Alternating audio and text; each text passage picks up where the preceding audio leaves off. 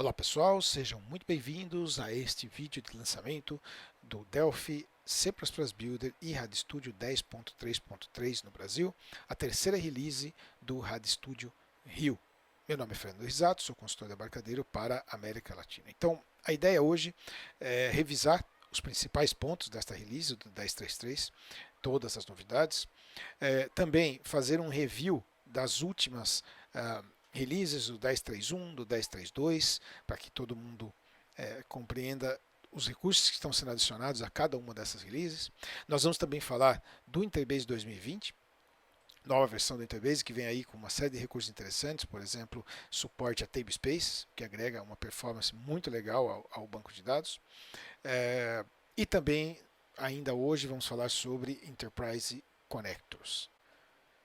Então, dando início ao nosso webinar, é importante compreender o alcance que tem o RADStudio hoje, né? O que é o RADStudio hoje. Então, o RADStudio hoje é uma IDE que permite design, permite a codificação, depuração e teste de suas aplicações em todas as plataformas. Então, nós estamos falando não somente de aplicações Windows 32 e 64 bits, mas também aplicações iOS 32 e 64 bits, aplicações para Mac 64 bits, Linux, incluindo agora também desktop, aplicações visuais para Linux, não somente back-end, né? Então back-end extremamente importante para suportar as suas aplicações na nuvem e agora também com o FMX Linux para aplicações visuais em Linux 64 bits e nesta release adicionando Android 64 bits e mantendo Android 32 bits que ainda é suportado pelo Google. Então,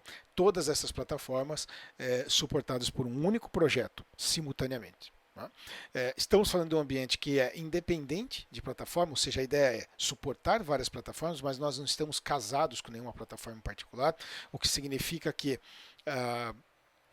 nós vamos atender às principais plataformas do mercado, não importa quem seja o fabricante ou o produtor delas. Né?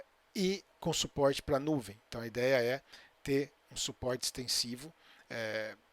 Nós vamos falar hoje um pouco de RAD Server, vocês vão ver um pouco disso com Docker, suporte extensivo para aplicações nas nuvens especialmente com Linux. Tá? E além do suporte à internet das coisas. Então, toda a RTL, todo o produto está voltado e suportado por internet das coisas. Está na RTL, então você tem Bluetooth, Bluetooth No Energy e toda a capacidade para IoT distribuída por todo o produto, incluindo VCL, não somente FireMonkey. Tá? Então, internet das coisas é também um dos principais focos do produto e está suportado por todos os frameworks. Okay? Então, esse é um resumo do que é o RADStudio hoje. Como sempre, seguimos com o foco em desenvolvimento rápido e visual. Então, seja para o Windows ou qualquer outra das plataformas suportadas, como Mac, Linux, iOS e Android, nós temos designs visuais.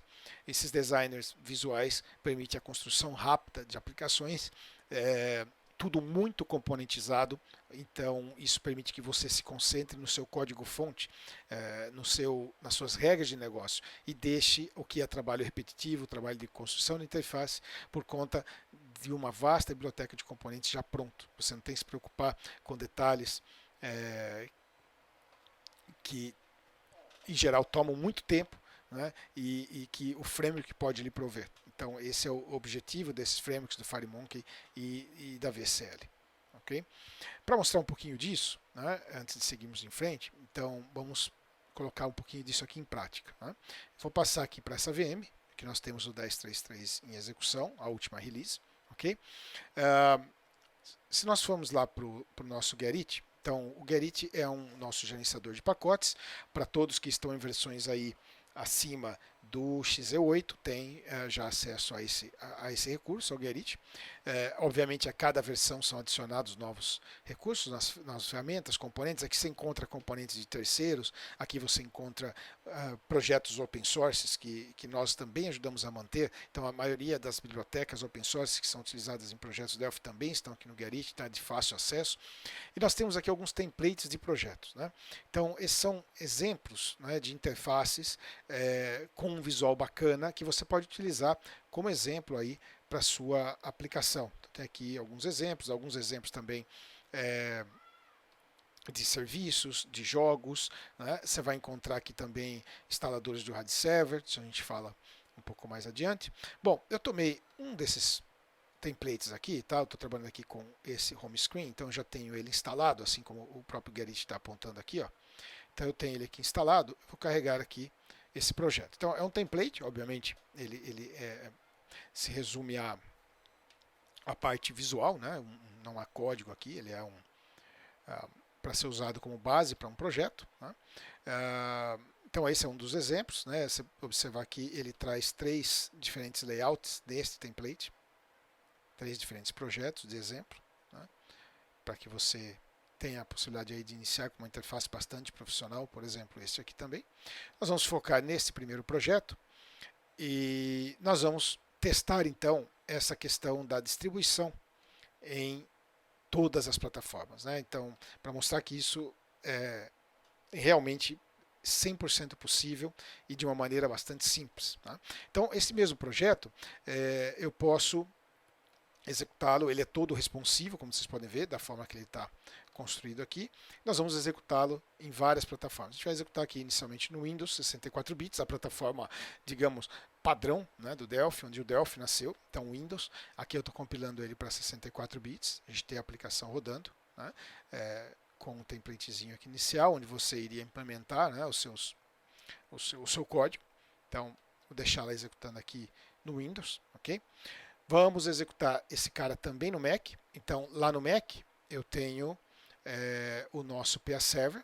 Ele provavelmente já está em execução aqui, está aqui, né?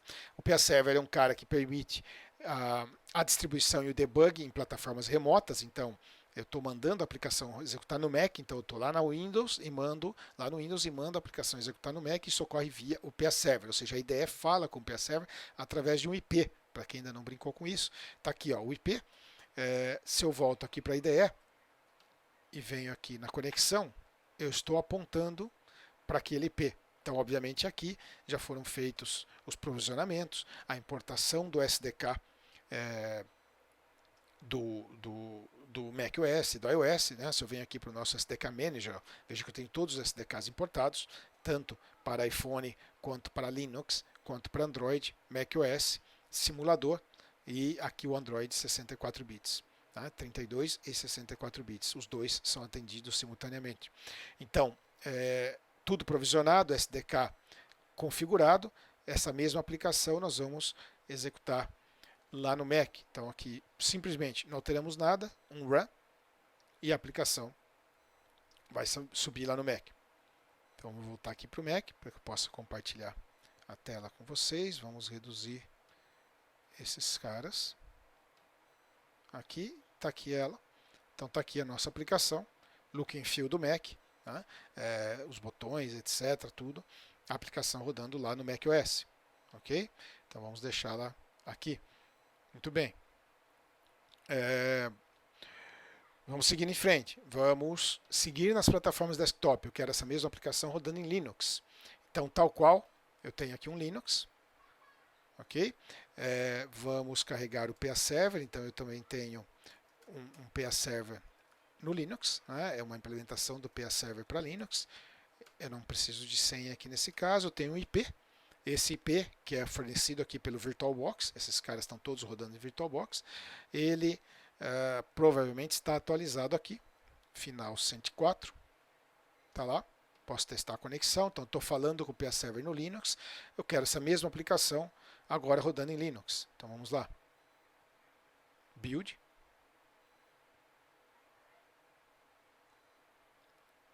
deploy, voltamos aqui para o Linux, está aqui, vamos minimizar esse cara, está aqui a nossa aplicação rodando no Linux, tá?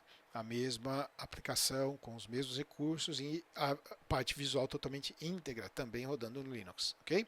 E aí finalmente vamos passar para as plataformas móveis. Então eu quero a aplicação rodando aqui no meu Android, eu tenho aqui um tablet com iOS, né? E podemos também rodá-la no simulador. Então vamos iniciar aqui pelo Android. Eu vou enviar aqui esse cara para o Android. O que nós temos aqui? Ó? No target já configurado um device, neste caso 64 bits, por isso eu estou compilando aqui 64 bits. Tá? Vamos lá, eu posso mandar a mesma aplicação para o Android 32 bits, a gente pode fazer isso em seguida. Então, selecionado aqui o Android 64 bits, Run. Enquanto ele joga aqui para o Android, eu vou compartilhar a tela do dispositivo com vocês, para que vocês possam ver a aplicação sendo carregada. Então, tenho aqui o Reflector, é um utilitário que permite compartilhar, fazer o cast, né, o screencast da tela do Android. Aí subiu aqui o compartilhamento da tela. Essa é a aplicação aqui já em execução, como vocês podem ver. Okay? Então a mesma aplicação agora rodando no Android. E a gente vai agora para o iOS. Então, da mesma forma, eu vou fazer o compartilhamento da tela com vocês. Vamos lá. Já carregou aqui. Este é o iPad. Ok? Então, voltamos aqui para o ambiente de desenvolvimento. Eu quero agora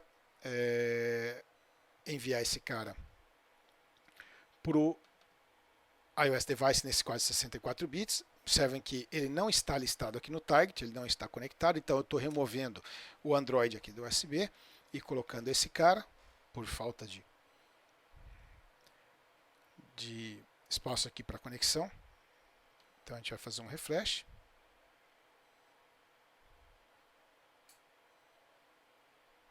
Aí você tem o tablet disponível, então da mesma forma, um run na aplicação agora para compilando para iOS. Então a gente pegou exatamente a mesma aplicação e vai trazer aqui para o tablet. Então dá uns segundos para ele subir.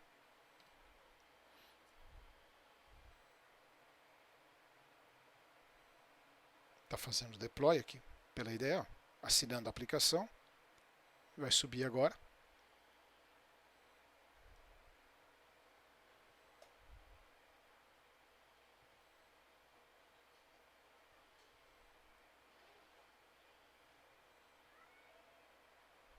Está lá. Então nós temos a mesma aplicação. Deixa eu voltar o Android aqui para a posição dele, porque ele bloqueou a tela. Temos a mesma aplicação rodando no Android, rodando no iOS, rodando aqui no Mac, localmente. Né? Passamos aqui pelo Linux, então está a aplicação aqui no Linux, e está a aplicação em execução aqui no Windows. Então, como vocês viram, todas as plataformas com o deploy executado. Ok? Então, isso é o que o RADStudio permite. Né? Todas as plataformas sendo cobertas de uma única vez. Ok? Muito bem, então vamos em frente. Bem, fazer uma rápida revisão, né, dos recursos adicionados aí no Rio. Então, começando aí pelo 10.3.1, depois passando pelo 10.3.2 e finalmente chegaremos ao 10.3.3. Tá? Vamos falar também do Enterprise Connectors, obviamente. Então vamos lá. 10.3.1. 10.3.1, a primeira release do Rio, né? Ela trouxe suporte a iOS 12. Né? Ela trouxe um avanço na interface do RAD Server. Então, isso, o console do RAD Server, o console visual de estatísticas do RAD Server. Tá? Atualizações do FireDAC, especialmente para a versão mais recente aí do Firebird, para o pessoal que utiliza Firebird. Novos estilos visuais para VCL e FireMonkey, ou seja, estilos de aplicações que podem ser aplicados ao seu projeto e dão esse projeto um visual moderno, né, atual. Outros elementos de produtividade na IDE que foram adicionados, tudo isso no 10.3.1, como novos refactors, também refactors novos no C++, e uma série de melhorias de qualidade, nesse caso mais de 150 QCs, né, entradas de solicitação de melhoria de clientes, que foram resolvidas, né? Então, melhorias de qualidade em mais de 150 problemas relatados pelos clientes. Passando ao 10.3.2, nós tivemos um novo compilador. Então, dentro da release do Rio, um novo compilador, o macOS 64-bit. Tá? A adição do C++ 17 para 64 bits, o Windows. Então, lá na release original do Rio, nós tivemos o C++ 17 para o Windows 32 e aí no Update 2 o C++ 17 para o Windows 64. Melhorias no LSP, que é a nova metodologia de Code Completion e de Code Insight para a IDE. Ela está hoje disponível para C++. Se você olhar lá para o roadmap, essa tecnologia também vai ser aplicada no Delphi. Tá? Novos wizards do RAD Server e simplificação do deployment com disponibilização de instaladores prontos do RAD Server para deploy Windows e Linux. Está lá no Gerrit, nós passamos por ele ainda hoje. Né? Suporte a push notification pelo Firebase, já direto adicionado nativamente no framework. Né? E o suporte Linux para FireMonk, então a adição do FMX Linux, que você instala também pelo Gerrit, nós já vimos funcionando aqui hoje, além de 400 reportes fechados, 400 reportes de clientes resolvidos. Okay? Então isso 10.3.2. Então um investimento muito forte em qualidade. E aí chegamos ao 10.3.3. 10.3.3 traz outro compilador novo, então nós estamos falando de 2 compiladores novos dentro da mesma versão, dentro do 10.3. Então vejam a quantidade de atualizações que está sendo feita no produto, mesmo dentro de uma versão. Né? Se você hoje tem o Rio, você recebeu todas essas novas releases e novos compiladores, além do Android 64, suporte ao macOS Catalina e iOS 13, incluindo o Dark Theme, tá? O tema escuro que agora está disponível para iOS. Suporte oficial para o RAD Server no Docker, com imagens Dockers no Docker Hub e scripts do Docker disponibilizados no nosso GitHub. A gente vai passar por isso também. Uma série de melhorias no AppTethering. Para quem não conhece, o AppTethering ele permite a conexão entre dispositivos diretos ou entre aplicações Windows e mobile, para que você possa fazer troca de dados e arquivos e informações. É um framework muito interessante, vale olhar para ele. Pessoal, poucas pessoas se aventurar, utiliza, muito simples de usar e dá um resultado muito interessante em termos de não só produtividade, mas do que você consegue fazer num projeto para compartilhar dados de uma maneira muito prática, muito transparente. Também melhorias de qualidade do compilador Clang e do C++ e melhorias contínuas da IDE. Então, falando um pouquinho sobre o suporte Android para 64 bits. Então, Google Play, né, e a Google determinou que as novas aplicações, especialmente aquelas que são enviadas para o Google Play, devem ser de 64 bits. Ainda que o suporte a 32 bits segue sendo necessário e segue sendo possível de atualizar. Por quê?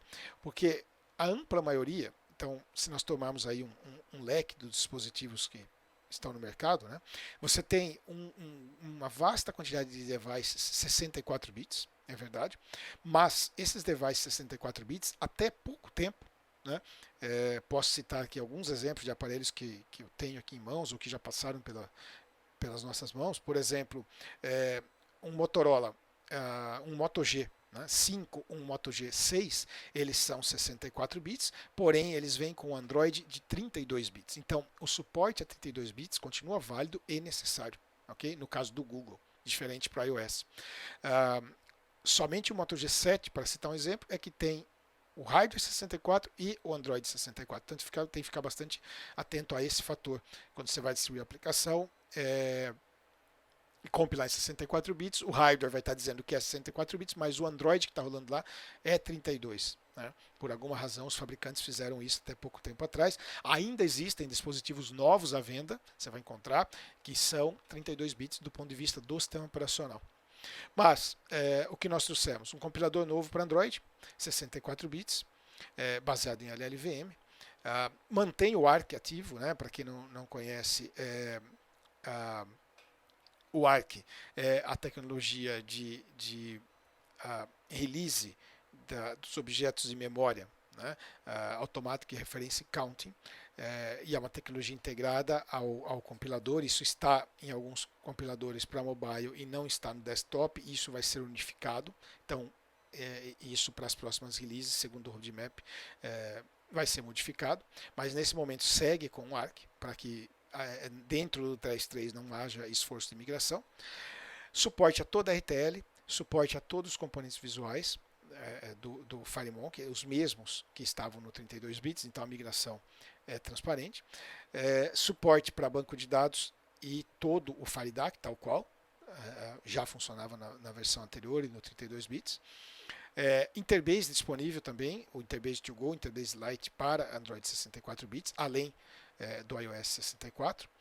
E uma série de aprimoramentos de qualidade no FireMonkey. Isso vale tanto para 32 quanto para 64 bits. Se nós voltarmos aqui para a VM, né, nós havíamos compilado esta aplicação de exemplo para o Android 64 bits. Então, já demonstrando o novo compilador. Veja, exatamente o mesmo projeto a gente pode continuar distribuindo para 32 bits. E o que na prática será uma necessidade. Então, veja bem, distribuição que você faz direto, ou seja, eu compilo e distribuo para o meu cliente diretamente, no caso do Android isso é mais simples, né, e é possível. iOS também, mas tem algumas exigências. No caso do Android, você pode distribuir seu APK diretamente. Então, caso eu distribua o APK diretamente, você também deverá suprir o seu cliente com uma versão 32 bits para os devices que são 32 bits. Então, eu estou conectando aqui um outro dispositivo, um LG, tá? E ele está rodando um Android 32 bits. Então, isso só para demonstrar aqui, ó, eu vou fazer um refresh, ele vai reconhecer agora aqui o LG. Ó.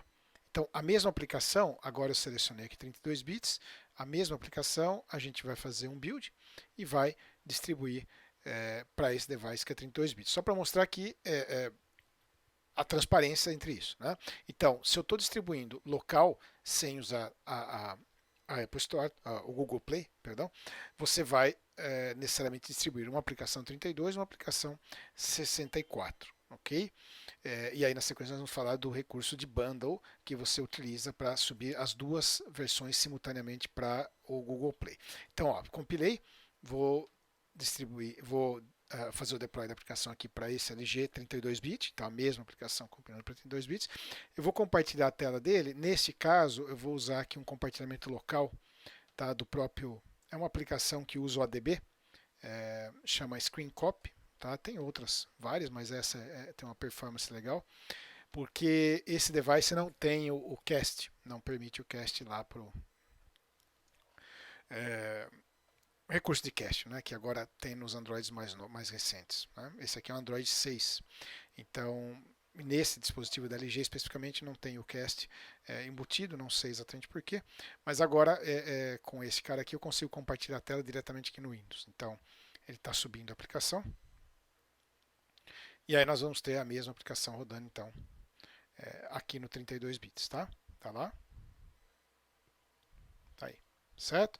Então, a mesma app no 32 bits, a mesma que nós havíamos enviado para os 64 bits, né, que é a nova versão. Bom, outro recurso novo aqui, voltando ao 64 bits. Então, se eu vou distribuir essa aplicação, eu vou desconectar o LG aqui e vou reconectar o outro cara. Se eu vou distribuir essa aplicação para o Google Play, então eu devo compilá-la, na verdade, simultaneamente em 64 e 32 bits. Ok? Isso é feito pela IDE automaticamente. Então eu vou selecionar aqui 64 bits. Ok? Eu vou inicialmente aqui Project Options. Sim, selecionar aqui Application Store. Então você não vai mais fazer o deploy direto, você vai usar Application Store. Então vai mandar, a ideia é mandar para o Google Play. Em Project Options. Aqui ao compilar, eu vou selecionar aqui para gerar um app bundle. Esse bundle ele junta as duas versões, 32 e 64 bits da mesma aplicação. Ok? Então o app bundle é que faz isso. Isso você faz aqui para todas, né? Você pode selecionar aqui todas as configurações Android 64 e marcar aqui Generate Android App Bundle. Ok? Também nós vamos aqui em provisionamento e a mesma coisa para a Application Store, você vai criar aqui um certificado. Então, esse certificado, esse Key Store, é necessário para a assinatura da aplicação, com a sua identificação pessoal e envio, ou da sua empresa, envio da aplicação para o Google Play. Então, você não tendo um certificado, você vai clicar aqui esse New Key Store, ele tem um wizard, vai fazer a criação para você. Uma vez criado, ele já vai preencher aqui essas informações relacionadas ao Key Store que você está usando para identificar a sua aplicação. Ok? Feito isso, salvamos. E aí eu tenho dois caminhos. Eu posso dar um run na aplicação, se eu executá-la. Obviamente, o app bundle, a extensão AAB não é executável, ele não vai carregar a aplicação, mas ele vai gerar o AAB para você. Ou eu posso simplesmente vir aqui, Project, Deployment, e fazer, depois de um build all, fazer o deploy. Tá? Isso vai empacotar a aplicação, ambas as versões, dentro dessa extensão aqui AAB. Esse cara é o que você vai subir para o Google Play. Então ele contém as duas versões do seu projeto, 32 e 64 bits, e automaticamente o Google Play, no momento que um device vai instalar a aplicação, de acordo com a versão do sistema operacional que está no device, ele seleciona qual das versões será instalada. Então, se nós vamos aqui para os samples, este é o home screen, Android 64, Release, Home Project, Bin, esse é o AB, tá? Esse cara é o que você vai fazer a submissão. Ok? Então, isso com relação a deploy de aplicações 64 bits, tanto local quanto usando o recurso aqui do App Bundle, que é necessário para a distribuição ao Google Play. Então, tudo isso integrado na IDE, com wizards automático, como você já está habituado. Basicamente, este é o mesmo recurso que foi utilizado, ou a mesma forma de trabalhar que foi utilizada para o iOS, quando o iOS passou a exigir 64 bits. Então, inicialmente havia 32 e 64, hoje os devices são basicamente 64 bits no mundo do iOS. Ok? Então, tá aí. Vamos em frente. Vamos falar de suporte a macOS 64-bit Catalina e iOS 13. Então, voltar aqui para a IDE, fechar esse cara. Bom, o suporte ao macOS 64 bits, ele é uma feature que foi introduzida já no Rio, né? No update 1 do Rio, né? Porém, agora atualizado para suportar a nova versão do macOS, o Catalina, a última release. Né? Não é a que eu tenho em execução aqui ainda, aqui eu estou trabalhando com o Mojave, a versão anterior, né? Não atualizei ainda para esse cara, mas já suporta. Nós compilamos ali, ele vai suportar desde do Mojave até o Catalina, então nós compilamos e rodamos no Mojave, mas está testado e homologado para o Catalina também, e iOS 13. Né? O iOS 13 trouxe uma novidade que é o Dark Theme, integrado no sistema operacional. Então, o que isso permite? Né? Se eu pegar aqui uma aplicação, tomando esse aqui como exemplo, né? Vou fazer uma distribuição para o meu tablet, é um Android, é um iOS já atualizado para a versão 13, mais especificamente ele está na 13.2.3, é a última, né? Então eu vou conectá-lo aqui.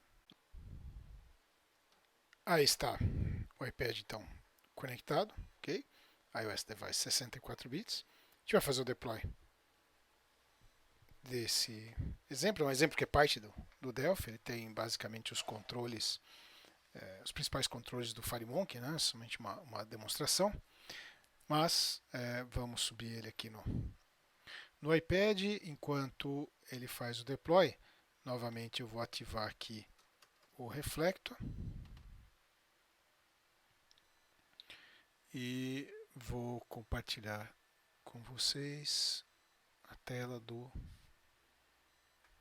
iPad. Tá aí. Ok? Subiu a aplicação. Então, como vocês podem ver, aí ele está usando o Dark Theme. Essa é uma configuração do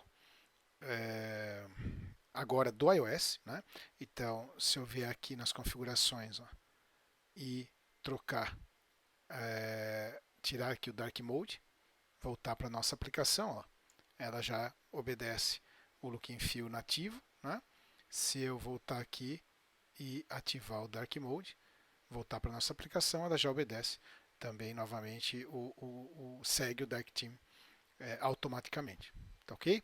Então, esses são avanços do ponto de vista de macOS 64-bit e também suporte iOS 13. Então, essa demonstração do Dark Theme. Ok? Vamos em frente. Melhorias no RAD Server, especialmente no deploy do RAD Server. Então, o que é que foi feito? Foram tornadas oficiais imagens ou scripts para build de imagens do Docker. São 3 scripts com características diferentes, né? Um somente com PA Server, um com PA Server mais o RAD Server, um com PA Server, RAD Server e já o Interbase como infraestrutura do RAD Server, né? Porque o Interbase é o que suporta as estatísticas e controle de usuários e todos os detalhes do RAD Server, onde vai a licença do próprio RAD Server. Então, esses caras estão compartilhados no GitHub da Embarcadero, tá? Então, se você vier aqui, ó, no Git da Embarcadero, github.com, Embarcadero, PA Server, Docker, e você tem aqui as imagens ou os scripts para a criação, para criar e subir imagens Docker, né? O Dockerfile em si e alguns scripts auxiliares, e aí lá na documentação você vai encontrar os detalhes de todos esses caras aqui, tá bom? Então aqui Dockerfile está aqui no GitHub da Embarcadero. Okay? Então, além disso, também estão disponíveis as imagens para o RAD Studio, então PA Server, Interbase, somente PA Server e somente PA Server, PA Server e RAD Server, PA Server, RAD Server e Interbase no Docker Hub. Então, se você dá um search por RAD Studio lá no Docker Hub, você tem as 3 imagens que vão ser mantidas pela Embarcadero no Docker Hub. Então, nós já exploramos isso em alguns episódios do Academy. Se você tiver curiosidade, está lá no YouTube da Embarcadero do Brasil. Você tem lá o Delphi Academy e lá nós falamos sobre deploy no Docker, né? Com uma boa riqueza de detalhes. Fizemos isso com Docker rodando em Windows, em Linux, com deploy no Linux. Então, agora essas imagens elas estão disponíveis e prontas para uso, tanto os scripts do Docker quanto imagens Docker prontas aqui no Docker. Isso é algo extremamente importante, extremamente moderno, que você deve utilizar aí para desenvolvimento do seu back-end e também para deploy, né? Então a ideia de ter o Docker com Linux, com Apache, para que você possa fazer a distribuição. Esse modelo de containerização é muito interessante, vale a pena estudar isso. Recomendo lá no Academy, tem lá um tutorial, 3 ou 4 episódios bastante completos sobre esse tema de Docker, mas agora mais completo ainda com essas imagens já prontas para serem usadas e temos outros investimentos sendo feitos nessa área que virão aí em breve. Ok? Muito bem, dando andamento então, outra novidade, outro lançamento que nós estamos fazendo simultâneo ao RAD 10.3.3, ao Delphi C++ Builder 10.3.3, é a nova versão do Interbase, Interbase 2020. E o que há de novo no Interbase 2020? Então, o principal novo recurso do Interbase Server é o suporte a Tabespaces. Tá? Então, obviamente, isso é um recurso para a parte servidora, né? A Tabespace permite que você separe o banco de dados em arquivos distintos e coloque em distintos discos. Então, um disco mais rápido, um SSD, por exemplo, para as tabelas que têm acesso mais frequente, né? Então, ou diferentes storages, porque você otimiza o paralelismo da leitura, né? Então esse é o principal novo recurso do 2020, mas existem outros. Então vamos lá entender o que é tem de novo no Interbase 2020. Começando pelas Tablespaces, qual que é a ideia? É dividir um banco de dados em diferentes arquivos. Você pode dizer que tabelas ou índice, né, ou índices estão em cada uma desses tablespaces. Então eu posso separar um banco de dados em distintos storages, e isso permite que você tenha, obviamente, uma melhor performance, porque a leitura acaba ocorrendo em paralelo. Tá? Isso é algo que você encontra aí nos bancos de dados realmente modernos. Né? Então o objetivo disso é melhor performance e um uso mais equilibrado do sistema de arquivos. Então você pode combinar discos rápidos com storages de maior capacidade, dependendo da necessidade que você tem de acesso aos índices ou tabelas de banco de dados. Antes de mostrar aqui um pouco sobre as tablespaces, essa é o modelo, né, como é que isso funciona. Então, você tem sempre na criação de um database uma tablespace primária. Se você simplesmente restaurar, né, fazer um backup, um restore, na migração de versão. Então, estou lá no Interbase 2017, que é a versão anterior, ou qualquer uma anterior, eu faço um backup e restauro na versão atual, para que ele atualize o ODS, ele passa a ter acesso ao recurso de tablespace. Quando eu faço isso, todas as tabelas estão na tablespace primária, automaticamente. Tá? A partir daí, eu posso passar a configurar tabelas que me interessam, que estejam em diferentes tablespaces. Então, isso e alocar essas tablespaces em diferentes storages. Né? O legal é que essas tablespaces também podem ser backupeadas separadamente. Eu posso fazer um backup somente de uma tablespace ou de todo o conjunto. E o restore também. Ok? Então eu decido ali quais tabelas e quais índices vão para cada uma dessas tablespaces. Né? Para dar uma olhadinha nisso, ó. Então aqui eu estou no IB Console, esse é uma base que foi restaurada, então eu fiz um backup do MasterSQL e restaurei para esse cara aqui, para que ele atualizasse a estrutura, né, da base de dados. Então aqui algumas tabelas, e nós temos na tabela a configuração. Então aqui eu digo em que tablespace, ó, nesse caso eu tenho duas, então na tablespace A está a tabela Customer, as demais estão na primária, né? E na tablespace B está a tabela Employee, ok? As demais estão na tablespace primária, que é o arquivo principal do banco de dados, aqui, o primary, ok? Então, olhando aqui do ponto de vista da tablespace, ó, né? A tablespace A contém a tabela Customer, pode ter também índices. A tablespace B contém a tabela Employee. Isso poderia estar, obviamente, em outro lugar, em outra história. Né? Então, esse é um recurso muito interessante que vai dar uma escalabilidade muito grande para o Interbase. Outras adições, né? Monitoramento de performance, agora também compreende métricas do uso de índice, então você sabe que índice está sendo usado, quando está sendo usado, frequência de uso, e inclusive índices que não estão sendo usados, que podem ser removidos. Isso porque manter um índice atualizado também gera custo para o banco de dados. Né?